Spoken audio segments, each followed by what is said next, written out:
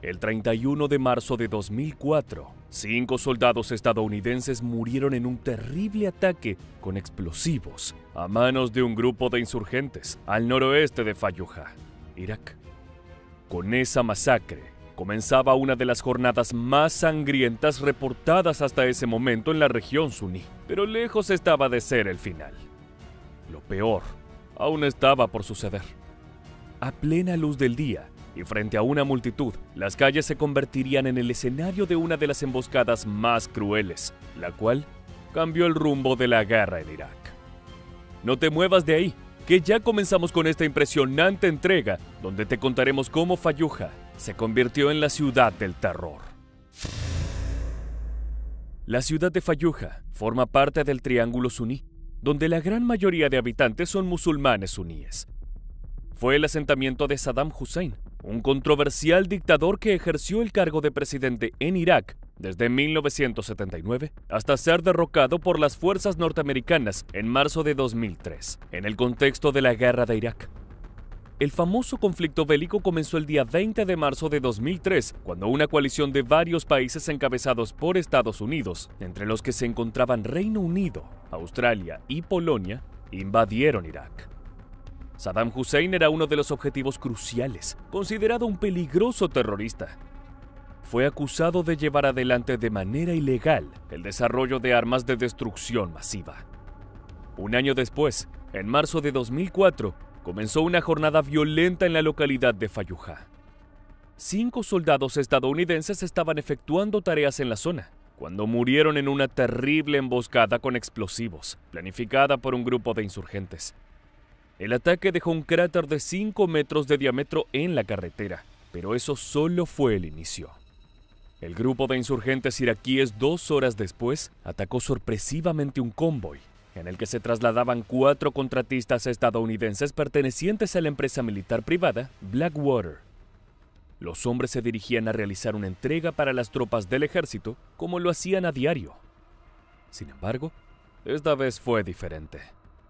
El escuadrón debía trasladarse por una de las carreteras principales que atraviesa la ciudad y que ha sido escenario de innumerables ataques a soldados norteamericanos que recorren la zona con frecuencia. Todos sabían que se trataba de una arriesgada tarea. Sin embargo, el trabajo debía ser realizado igual. Scott Helvenston, Jerry Sovko, Wesley Batalona y Mike Teague siguieron el protocolo de seguridad al pie de la letra. Sus chalecos antibalas correctamente colocados, las ametralladoras cargadas y las armas de mano enfundadas. Pero ninguna de estas medidas pudo salvar al convoy de Blackwater del horroroso episodio que tuvo lugar aquella mañana.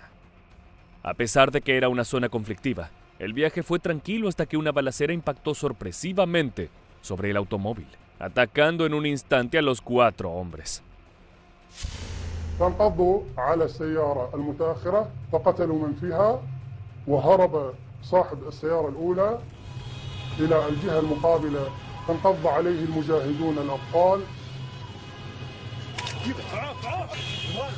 وقتلوا أصحاب السيارة الأخرى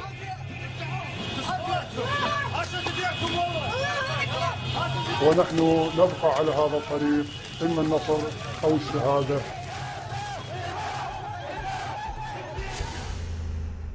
Las imágenes de la masacre son impresionantes.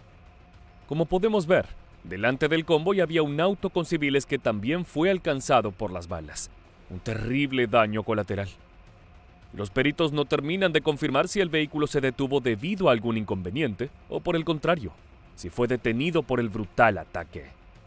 Sin importar los motivos, haber muerto por las balas sería lo mejor que les podría pasar, ya que lo que estaba por venir era aún más terrible.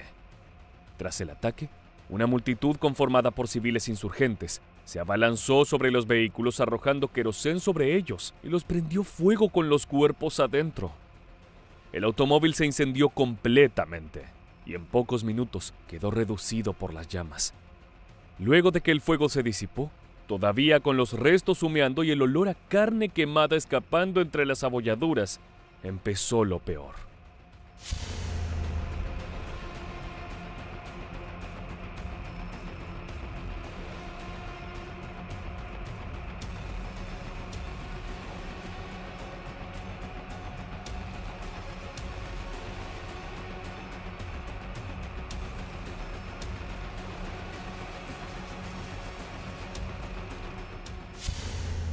El grupo de insurgentes sacó de adentro del coche lo que parecían ser los cuerpos sin vida de los soldados. Entre gritos de entusiasmo y exclamaciones de triunfo, los cadáveres carbonizados fueron depositados en el asfalto de la carretera. Rápidamente, los atacantes comenzaron a golpear con palos los cuerpos sin vida hasta que algunas de sus partes, ya irreconocibles, se desprendieron del resto. Otros arrancaron las extremidades y las exhibieron en un poste de luz. Versiones no confirmadas provenientes de los testigos del lugar relataron haber visto que algunos de los americanos seguían vivos cuando sus vehículos fueron asaltados por los civiles. Según afirman, una de las víctimas murió debido a los golpes, mientras que otra falleció cuando prendieron fuego el coche. Finalmente, los cadáveres fueron atados a camionetas y arrastrados por las calles de la ciudad, exhibidos como recompensas de una cacería delante de los transeúntes y las cámaras de algunos de los presentes. Como si esta crueldad fuera poca, entre los cuerpos maltratados se encontraba uno decapitado. La última parada del sádico paseo fue el puente que cruzaba el río Éufrates, donde los cadáveres fueron colgados, en un acto de salvajismo espeluznante que quedó registrado en las imágenes. 15 years ago, this image of the bodies of 4 American contractors being dragged through the streets of Fallujah and hung from a bridge marked a fundamental change in the Iraq War. El episodio, visto desde afuera, parecía una macabra manifestación, donde los insurgentes exclamaban con orgullo el resultado del brutal acto alrededor de los muertos. El grupo de iraquíes bailaban con el Corán entre las manos, mientras gritaban frases de júbilo. Al mismo tiempo, algunos de los insurgentes desplegaron un cartel con una calavera y 2 huesos cruzados, acompañados de una inscripción que recitaba «Fallujah es el cementerio de los estadounidenses», mientras otros acusaban a los norteamericanos de ser espías. Las imágenes de los entusiasmados iraquíes, junto a los cadáveres carbonizados, se difundieron por el mundo en todas las cadenas de noticias, causando gran indignación, especialmente en Estados Unidos. A lot of angry feelings about what they did to those contractors. This thing will become something of the past, something we'll never forget, but it will become something of the past. La ya mencionada Blackwater es una empresa dedicada a proveer servicios de seguridad y vigilancia en conflictos armados, y para la tarea contrata ex miembros del ejército. Luego de la brutal masacre, confirmaron que los contratistas efectivamente eran trabajadores de la empresa. Las autoridades militares constataron que se trataba de miembros retirados de las Fuerzas de Operaciones Especiales. 3 de ellos eran SEAL de la Marina y 1 Ranger del Ejército. Esta empresa y algunas otras habían comenzado a prestar sus servicios privados en la guerra de Irak. Entre las labores que realizaban se encontraba la de proveer seguridad en convoyes para realizar entregas de alimentos en los alrededores de Fallujah. Además de esto, Blackwater había cerrado un contrato millonario para proporcionar servicio de protección a Paul Bremer, un funcionario diplomático que se encontraba en la región. Algunos expertos afirman que este tipo de cargos suele ser el objetivo principal en las listas negras de los insurgentes y terroristas que se oponen a la presencia de Estados Unidos en la región. La explosión que asesinó a los 5 estadounidenses, así como la horrorosa emboscada que acabó con la vida de los 4 contratistas de Blackwater, no fueron los únicos embates registrados. Durante esos meses, otros equipos de seguridad privada que trabajaban en Irak también se habían visto envueltos en violentos ataques que ya casi siempre patrullaban en escuadrones pequeños y sin refuerzos. Generalmente, estos grupos conformados por soldados altamente entrenados no respondían con ofensivas, sino que se limitaban a prevenir agresiones que resultaban en escaladas de mayor violencia. Los asesinatos del 31 de marzo terminaron de darle a Fallujah la reputación de un lugar terrorífico, donde el odio contra las fuerzas estadounidenses se expresa abiertamente en las calles y con armas. En las semanas siguientes, continuaron las acciones violentas y hubo un incremento de ataques guerrilleros contra extranjeros. Según los reportes oficiales, con la masacre del 31 de marzo, las cifras se elevaron a 48 militares estadounidenses asesinados en Irak durante ese mes, que se convirtió en el segundo periodo más sangriento para el ejército, desde que se frenaron los principales combates en el país.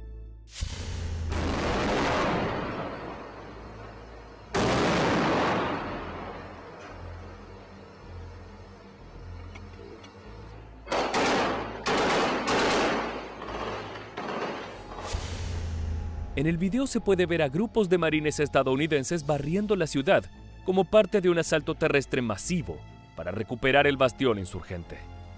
Las calles estaban vacías, pero los marines encontraron tubos lanzacohetes y lanzagranadas RPG de fabricación casera.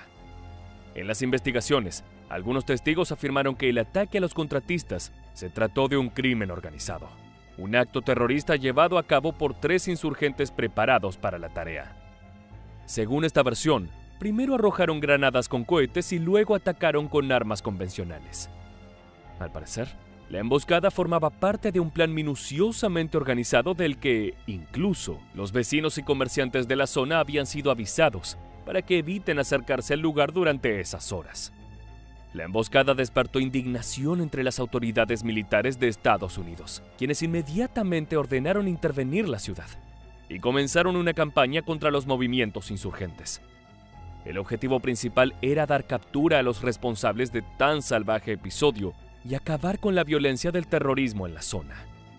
El hecho dio lugar a la primera batalla de Fallujah, acontecida desde el 4 de abril al 1 de mayo de 2004, dirigida por Estados Unidos con el fin de pacificar la ciudad. Sin embargo, el enfrentamiento entre grupos de insurgentes y las Fuerzas Armadas estadounidenses regó la zona de más muertes y violencia. No obstante, al poco tiempo de comenzada la batalla, tuvo que ser detenida por orden de Estados Unidos. La falta de efectivos, el creciente número de bajas civiles, la imposibilidad de concretar más fuerzas en torno a la ciudad y una oleada generalizada de ataques en todo el país hicieron que el mando norteamericano considere que no era el momento propicio. Este hecho fue interpretado por algunos medios y principalmente por los insurgentes como una victoria. Pero 7 meses después, en noviembre de 2004, hubo otro intento por tomar el control de la ciudad. El episodio fue nombrado como la Segunda Batalla de Fallujah, que tuvo lugar desde el 7 de noviembre de 2004 al 23 de diciembre del mismo año, y resultó un éxito. Las fuerzas del ejército pudieron detener a los grupos de insurgentes y desarmar la organización. Las pericias y los informes realizados por las fuerzas de inteligencia concluyeron que Ahmad Hashim Abd al-Isawi era el líder y cerebro del grupo, llevando adelante las emboscadas.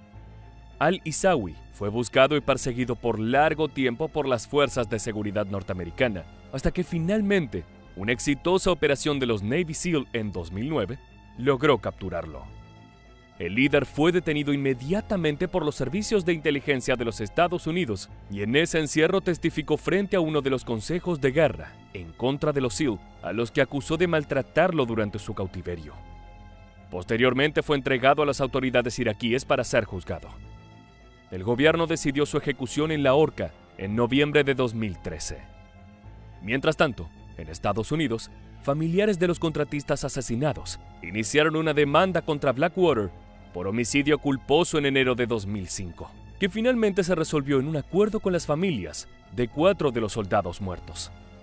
Con este caso, se cristalizó la política estadounidense de contratar soldados privados para realizar trabajos que antes eran responsabilidad del ejército, pero con menos garantías de seguridad. El caso judicial acusaba a la empresa de enviar a los contratistas a un entorno de alto riesgo, sin vehículos blindados, armas automáticas, ni el número de personal necesario.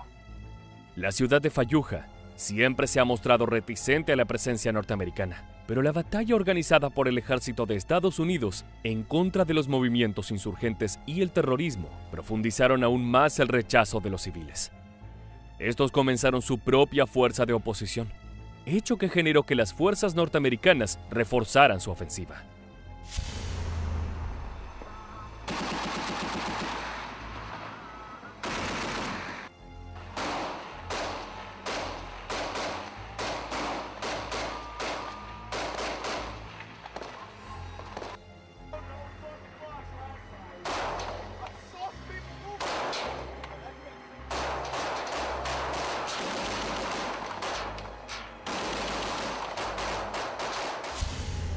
Los enfrentamientos tuvieron su punto más alto de violencia cuando una masacre por parte de las fuerzas estadounidenses se cobró la vida de 20 personas en una protesta que se tornó violenta a la salida de un colegio. el episodio acrecentó aún más la ola de odio contra las tropas que, tiempo atrás, supieron darle fin a Bin Laden. Desde entonces, Estados Unidos no consiguió alcanzar una tregua con los civiles insurgentes en Fallujah, quienes, al contrario, respondieron con más violencia.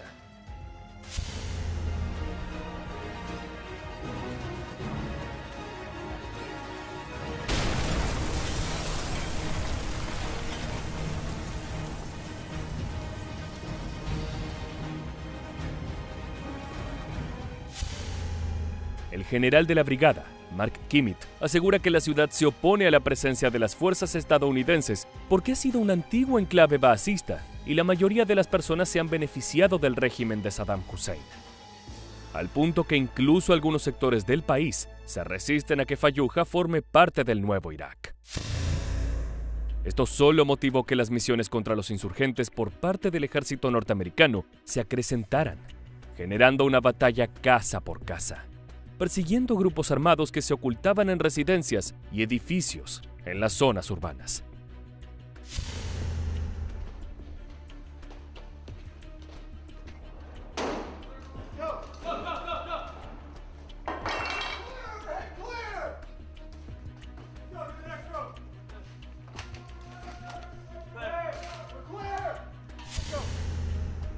El conflicto en Irak se compone de un entramado complejo de intereses políticos y militares que la terrible masacre de los contratistas de Blackwater dejó expuestos, sumado al descontento y las tensiones que la guerra ha ido socavando entre ambos bandos.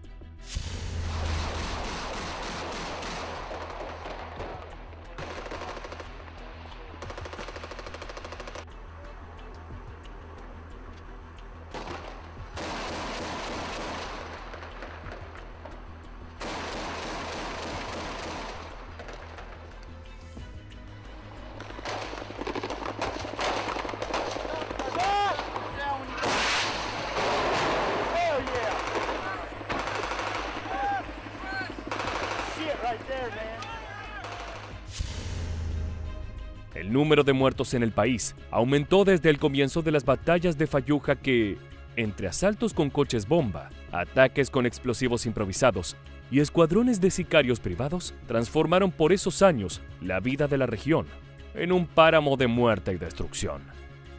Al final de la guerra, cuando el ejército estadounidense se retiró de Irak en 2011, los datos confirmaron un total de 4.418 soldados norteamericanos muertos, y a eso se le suman unos cientos más, entre contratistas y civiles. Las horrorosas imágenes que recorrieron los medios de todo el mundo nos acercan la cara más cruda de una guerra que se cobró miles de vidas, incluyendo las de una innumerable cantidad de inocentes.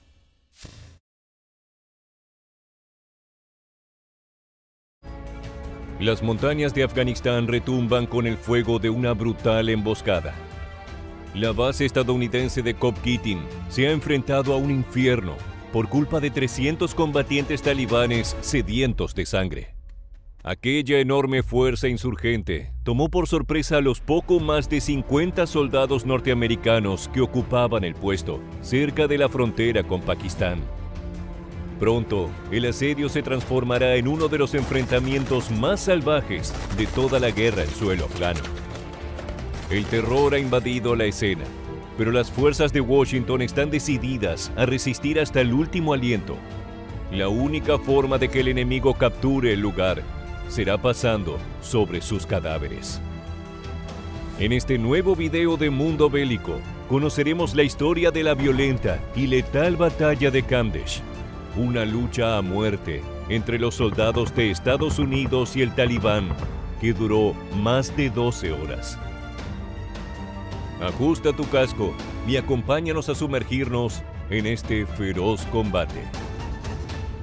That initial explosion was accompanied by multiple explosions and then gunfire. And so initially, within seconds, we knew that this was not the same attack that had happened before. This was something that they had been planning, and this was a big one, and it was evident right off.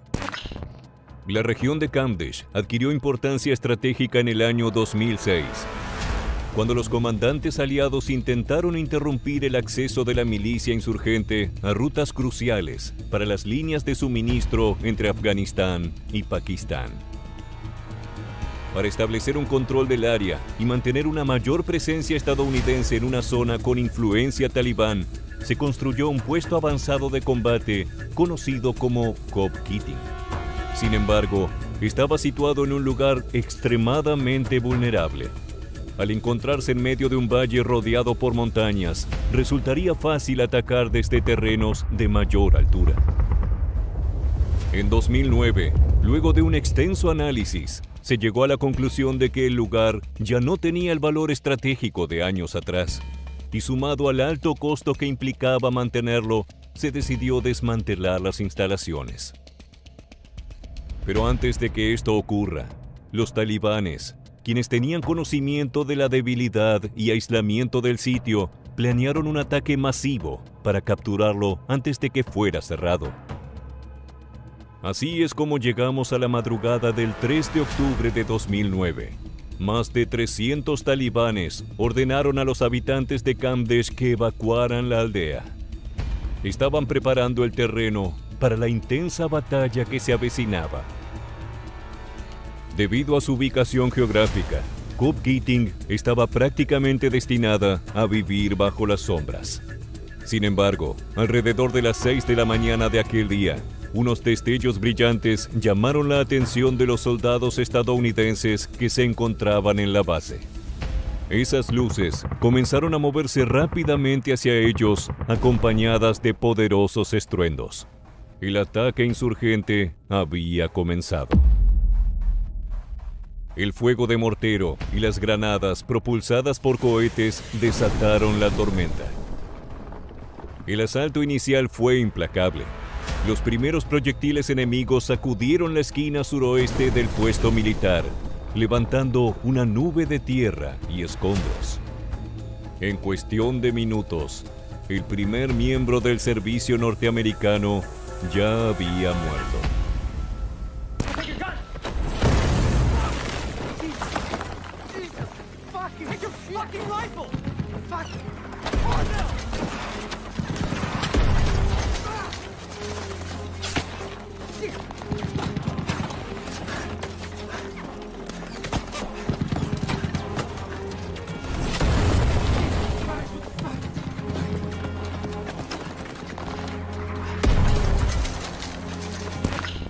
Los soldados en Cop Keating corrieron hacia sus puestos, sabiendo que estaban acorralados en una trampa mortal. Desde las colinas circundantes, los insurgentes se aprovechaban de la cobertura que les brindaba el terreno elevado y descargaban una ráfaga interminable de proyectiles. Cada disparo había sido calculado con una precisión mortal. Dentro de la base reinaba el caos, pero el sargento Clint Romesha no iba a permitir que sus hombres se dieran por vencidos tan fácilmente. Con su voz fuerte e imponente, opacó el rugido de las ametralladoras que llenaba el aire y ordenó: «Todos a sus posiciones, que nadie retroceda». Este militar no era un hombre que flaqueara bajo presión. Sabía que todos allí estaban ante la lucha de sus vidas y necesitaba el compromiso de cada uno de los soldados para resistir.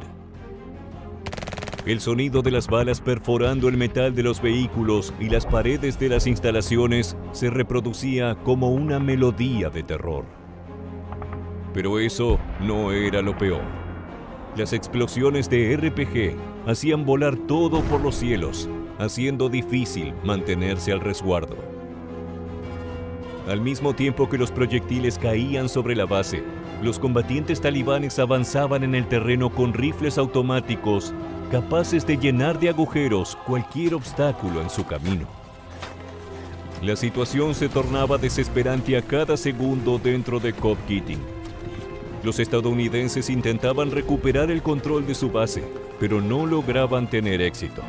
El fuego cruzado constante impedía que los soldados de Romesha pudieran posicionarse para reforzar los accesos y lanzar un contraataque. Es que una de las torres del puesto había sido atacada ferozmente y nadie conseguía llegar a la cima, desde donde se podría devolver el fuego a los atacantes. Por lo tanto, un grupo de tropas norteamericanas se propuso tomar esa posición clave y comenzó a avanzar entre los escombros que volaban por el aire. Si no lo conseguían, dejarían aún más vulnerable la base, pero no tenían otra opción. Cada paso que daban era una apuesta contra la muerte. Así lo describe Bradley Larson, uno de los combatientes que se encontraba allí. I was getting hit with everything. RPGs, sniper fire, machine gun fire. Everything was focused on the western side was focused on myself and the mortar pit. It was a long time ago, but I figured I had about 10 minutes of my life left in me. They were hitting me really, really hard, and I was hitting back as hard as I could. Gracias al esfuerzo de las tropas, se alcanzó la posición pretendida. Desde allí pudieron ver con claridad la devastación. El perímetro fortificado había sido destruido y los insurgentes estaban a punto de romper la línea de ingreso a la base. El peligro de muerte era cada vez mayor y el asedio no daba tregua. A medida que los talibanes avanzaban, las defensas de Cop Keating colapsaban poco a poco. En el centro de la instalación militar, un soldado estadounidense llamado Ty Carter se movía frenéticamente entre los refugios. Era el encargado de llevar munición a sus compañeros para que se mantuvieran disparando contra los invasores. En la feroz batalla por sobrevivir, cada bala cuenta. A su alrededor, el caos era total. El humo negro nublaba la visión y el olor a pólvora y sangre llenaba el aire. Los gritos de dolor se mezclaban con el sonido de las explosiones, aturdiendo a las tropas. Era el infierno en la tierra, y Carter estaba justo en el centro de él. En uno de los refugios vio a un grupo de combatientes atrapados bajo fuego de artillería pesada. Corrió hacia ellos sin dudarlo, esquivando los proyectiles enemigos que pasaban a centímetros de su cuerpo. En sus manos llevaba una ametralladora que escupía balas hacia las sombras que se acercaban cada vez más. Luego de brindarle cobertura al grupo, los demás soldados salieron despedidos de su escondite para sumarse a la contraofensiva. Sabían que no podían permitir que los talibanes siguieran avanzando.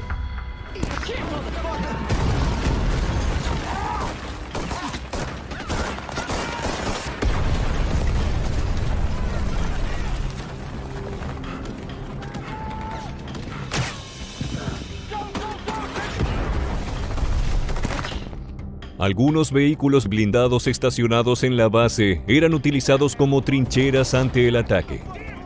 Sin embargo, los insurgentes comenzaron a dañarlos con el poder de una constante embestida de RPG. Cada vez que uno explotaba, los combatientes talibanes utilizaban las paredes de humo generadas como cobertura. De esa manera ganaban más y más terreno, intentando rodear lo que quedaba de Cop Keating. Los defensores estaban desesperados. Veían caer a sus compañeros heridos y la sala que se había montado para que recibieran atención médica ya no daba abasto. Las muertes comenzaban a acumularse. Las horas pasaban, pero la batalla continuaba. La concentración era vital. Debían mantener la moral en alto, ya que si el agotamiento se volvía el protagonista de la escena, todo acabaría en una brutal masacre. Carter and I got back into the Humvee because it was the enemy fire again was overwhelming, and guys were dropping, guys were getting hit by the enemy. Los más de 300 militantes talibanes se habían preparado para mantener un asalto prolongado. Eso significaba que la sangre, el fuego y la muerte no se detendrían tan fácilmente. Para los estadounidenses, la emboscada se sentía como una eternidad. Con el correr del tiempo, Las paredes de la base, que apenas habían soportado los primeros impactos, se fueron convirtiendo en escombros amontonados en los rincones. Aquella imagen de la devastación también era un campo de guerra estratégico. Las ruinas eran utilizadas como trincheras por los defensores o cobertura para el avance de los talibanes. El que mejor las aprovechara obtendría una ventaja para la victoria. Desde su posición elevada en la torre recuperada, el sargento Romesha observaba cómo el enemigo se estaba reagrupando. Podía ver a los combatientes moviéndose entre las rocas, preparando el ataque final para acabar con lo poco que quedaba del puesto militar. Mientras tanto, Carter y Larson continuaban en el centro de los enfrentamientos, llevando su resistencia física y mental al límite. Habían permanecido dentro de un Humvee durante horas, disparando desde las ventanas con sus rifles. Desde allí, uno de ellos vio algo en el suelo. El soldado Stephen Mays estaba herido, a unos 30 metros de su posición. Carter se dispuso a ayudar a su camarada. Larson inicialmente se negó, afirmando que era demasiado peligroso, pero pronto cedió. De esa manera, emprendieron un viaje casi suicida fuera de la protección del vehículo blindado. Carter was in the truck commander's seat and he saw Mace moving. So we devised a plan to get Mace and get him back into the Humvee. Carter went down, grabbed him, I covered, we put him in the Humvee, tried to address his wounds as best we could. His legs were essentially gone and his abdomen was completely shredded open.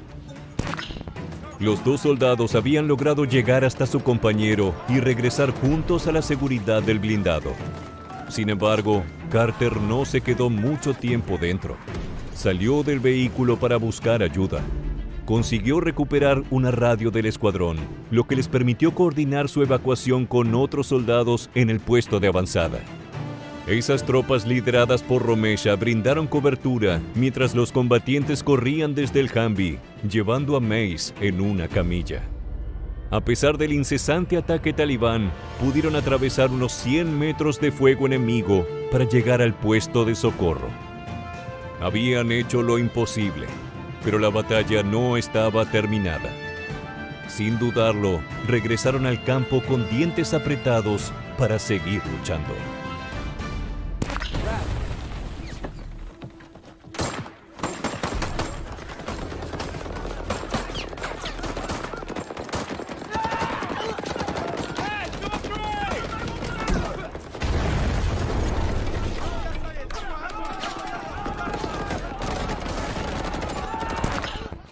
El reloj ya marcaba 12 horas de un brutal combate.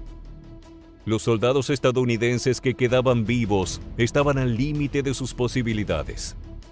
El calor, la falta de agua y el constante golpeteo de las armas los erosionaban minuto a minuto. Sin embargo, seguían de pie. La munición comenzaba a escasear, dando señales de que el tiempo se acababa. Cada disparo debía ser con una precisión mortal. Los talibanes tenían el número a su favor para este juego de resistencia. Fue entonces cuando la última esperanza de las fuerzas norteamericanas se convirtió en realidad. Grandes sombras provenientes del cielo invadieron la escena, acompañadas por un enorme estruendo que atravesó el aire.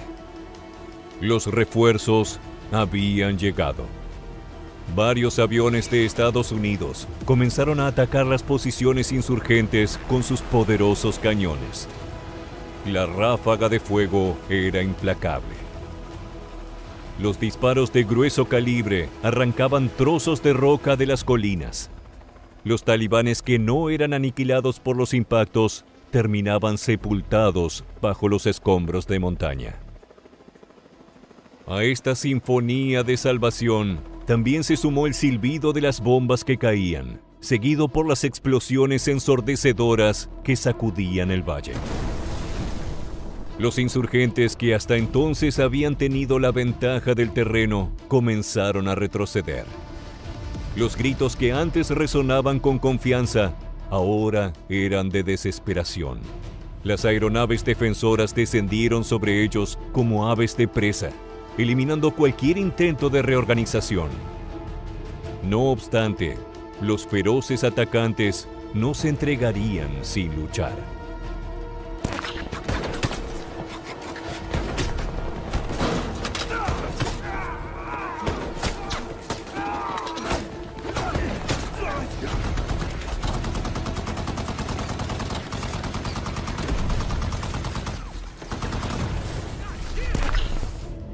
Aunque la ofensiva aérea había diezmado las fuerzas talibanes, la batalla aún no había terminado. El enemigo seguía atacando desde las colinas, disparando desde posiciones ocultas y buscando una última oportunidad de tomar la base. Las balas seguían volando y cada segundo traía consigo la posibilidad de una explosión que acabara con la esperanza. Mientras tanto, Romesha continuaba liderando a los suyos. Sabía que este sería el último empujón. Si lograban resistir un poco más, los refuerzos acabarían con los insurgentes y habrían ganado. En ese cálculo, cada hombre que caía significaba que la línea defensiva se hacía más delgada. Con un grupo reducido, avanzó hacia una posición clave, intentando desalojar a los talibanes que aún mantenían fuego sobre la base.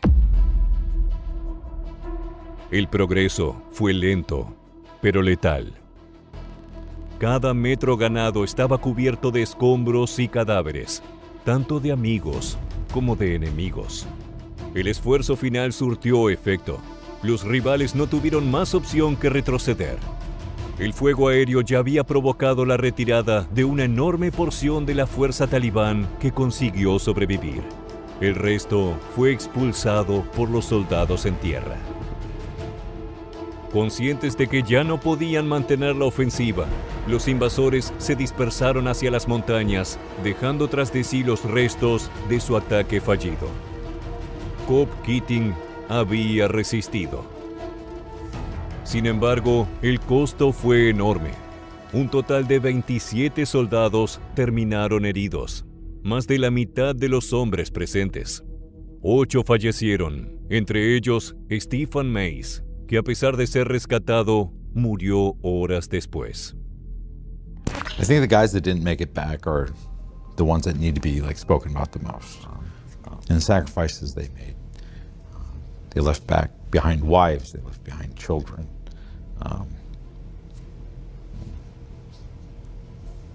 Their whole entire life was ahead of them, right? Their story wasn't over, and it was cut short, unfortunately.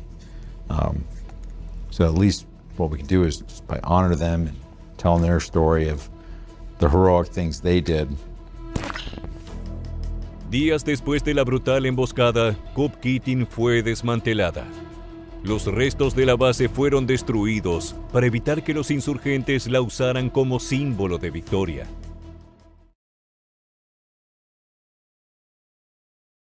Este enfrentamiento representó un punto de inflexión en el conflicto, marcando el inicio de la adopción de tácticas altamente controvertidas en las fuerzas norteamericanas. Estos métodos, aunque implicaban un gran riesgo para los soldados, demostraron ser efectivos y señalaron un cambio significativo en la estrategia militar estadounidense. Una de las operaciones más cruciales aconteció en las calles de Ramadi y anticipó una nueva forma de concebir la contrainsurgencia en la región. El objetivo: retomar el control de la ciudad, donde en cada rincón podemos encontrarnos cara a cara con la muerte. Comencemos.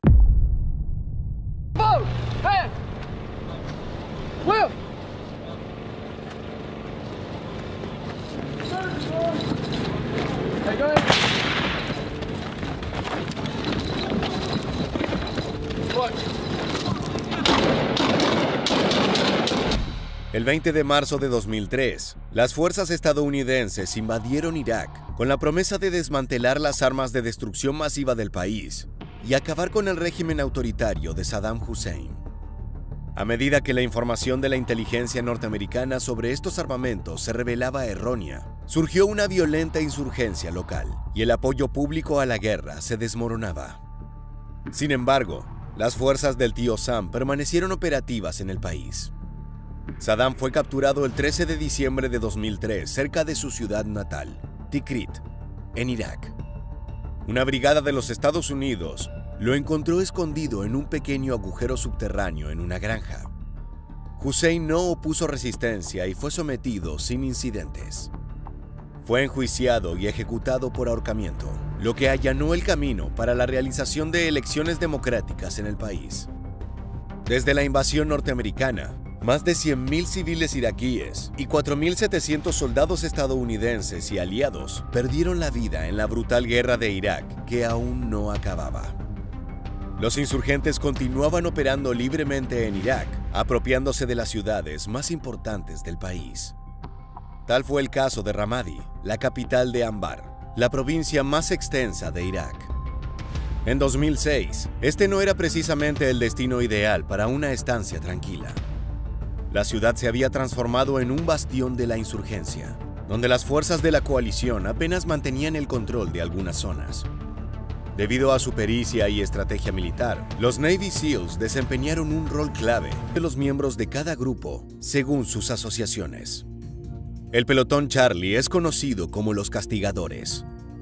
Lo que realmente los hacía únicos era el símbolo que adoptaron, la calavera del personaje del cómic que les dio su nombre.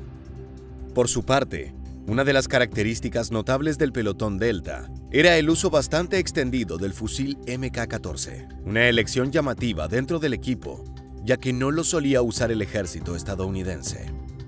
Los comandantes aseguran que muchos insurgentes llegaron a Ramadi después de huir de la ciudad de Fallujah, tras el asalto devastador liderado por Estados Unidos en 2004. Otros se han sumado desde distintas partes de la provincia de Anbar, ocultándose entre una población civil que apoya su causa o bien tiene demasiado miedo para oponerse. Esto lleva a que muchos jóvenes e incluso niños prefieren evitarlas. Las guerrillas emboscan permanentemente a las fuerzas de Estados Unidos. En cada incursión en el territorio, los rebeldes lanzan feroces ataques con disparos, cohetes y morteros. La situación está completamente fuera de control. Las fuerzas aliadas no dominan la situación, simplemente no hay suficientes soldados sobre el terreno. Los insurgentes actúan de forma violenta e impune y no tienen ningún tapujo en dejar francotiradores. Recibe un disparo que resultaría mortal. De esa manera, se convierte instantáneamente en una víctima de los peligros invisibles que acechan a su alrededor. En la devastada ciudad de Ramadi, decenas de marines y soldados del ejército han sido víctimas de explosivos ocultos y ataques insurgentes. Los castigadores del pelotón Charlie, que hasta ese momento se sentían invencibles, de pronto se ven en una situación de absoluta fragilidad. La realidad del combate los golpea duramente. Mientras tanto, los guerrilleros continúan llegando a la ciudad, sabiendo que muy probablemente no saldrán de allí con vida. Aunque te puede resultar increíble de escuchar, los insurgentes consideran la resistencia una forma de guerra santa contra la ocupación extranjera, creyendo desde su fe extremista que el sacrificio personal sería recompensado. En esta instancia, el equipo SEAL se encuentra con un nuevo peligro. Los terroristas habían colocado una bomba como forma de contrarrestar la superioridad militar de las fuerzas aliadas. Todo vuele por los aires.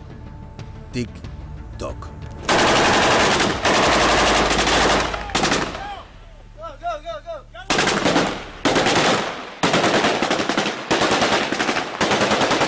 Cuando la detonación finalmente se produce, el estruendo sacude el área, proporcionando la distracción perfecta para los terroristas que seguían arribando a la ciudad. En medio del caos y el humo, los SEALs aprovechan la oportunidad para ganar terreno.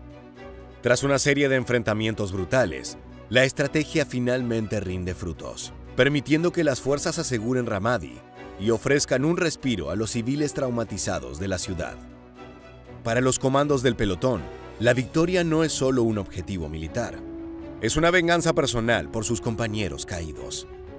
En esta sombría ciudad, un equipo que comenzó invencible demostró que incluso frente a la pérdida y el dolor, la misión siempre continúa.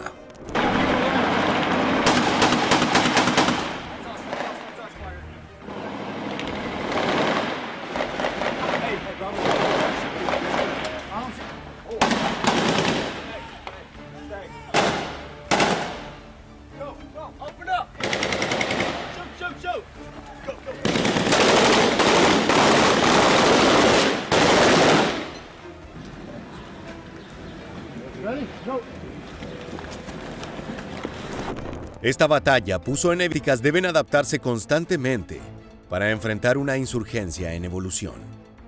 El apoyo de la población local se reveló como un factor crucial, demostrando que para asegurar una región no es suficiente con derrotar militarmente a los rebeldes. Es igualmente fundamental ganar la confianza de la comunidad y emprender esfuerzos de reconstrucción. La combinación de superioridad táctica con una conexión sólida con la población local se convirtió en un elemento esencial para lograr una estabilidad duradera y un ambiente seguro. Además, la introducción de operaciones de contrainsurgencia que integraron el combate con esfuerzos cívico-militares y estrategias de guerra de la información demostró ser mucho más eficaz que el combate urbano. Los sacrificios heroicos de Mark Lee, Brian Job y otros valientes comandos en Ramadi no han sido en vano. Luego de esta batalla, varios miembros del equipo se han convertido en verdaderas estrellas de la historia de los Navy SEALs. Podemos destacar a algunos hombres valientes como Chris Kyle, Mike Mansour y Kevin Lax, entre muchos otros. Así llegamos al final de este video. Es decir, futuras entregas de la guerra de Irak. Nos vemos la próxima.